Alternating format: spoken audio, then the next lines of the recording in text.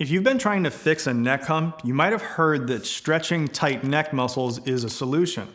But this often fails, and the reason is that it doesn't address the true underlying root cause of why a neck hump happens in the first place.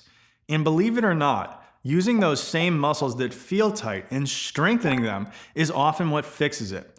So in this video, we're going to reveal what that root cause is, how we can use these same tight muscles through strengthening to fix it, and how to get changes to stick long term. So without further ado, let's go ahead and jump right in.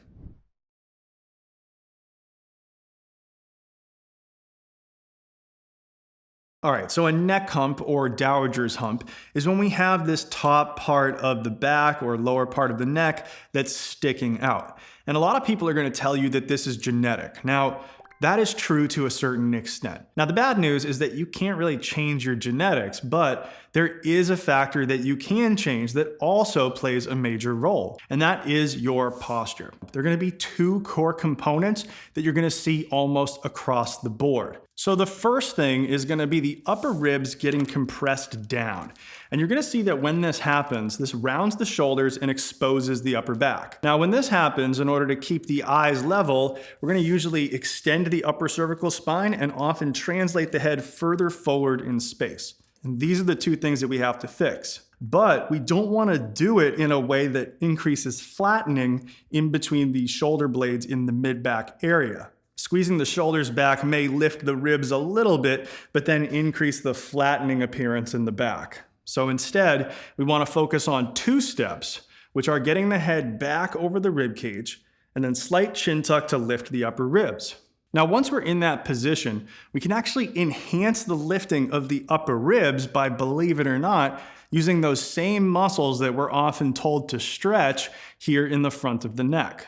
Now, just to name a few, we have the scalenes and sternocleidomastoid muscles, which attach onto these upper ribs and onto the sternum.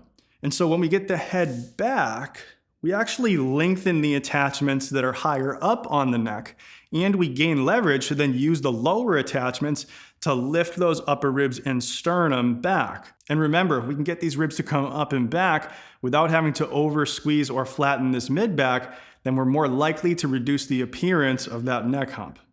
All right, so now that we understand the biomechanics behind the posture, as well as the muscles involved, let's go through my favorite exercise, the Chaplin neck lift, which is going to help us to create this position and work these muscles. You're going to set up laying flat on a treatment table, a bench, or a bed, or anything that allows you to hang your head off the side. Now, with the head hanging off the side, you're going to do a slight chin tuck, which is going to lift those upper ribs and make sure that as you do this, that lower rib cage stays down. Now, once we're in the setup, we're ready to go through the reps. And as you're doing this, I want you to make sure you focus the movement at the lower neck and at the upper ribs. And pay attention here, once again, to the breathing because all of the cues matter. On the way down, we're going to maintain that chin tuck and lower rib contact, and we're going to do an exhale, moving back, not as far as we can go, but just until it feels like that's the natural end of that motion.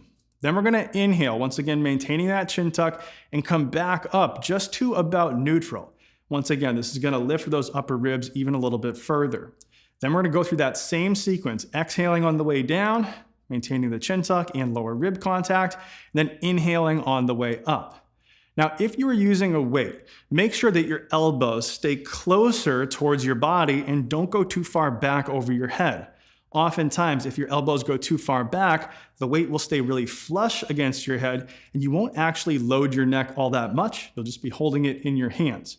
So instead, make sure that as you go back, there's a little space between the top of the weight and your head, which will ensure that you're loading those neck muscles through the full range of motion. Now, in terms of progression here, some people are going to need to work up to this variation, which is something that I cover in phase 1 of my new neck protocol. And some people will be able to start right with this activity and then progress week over week.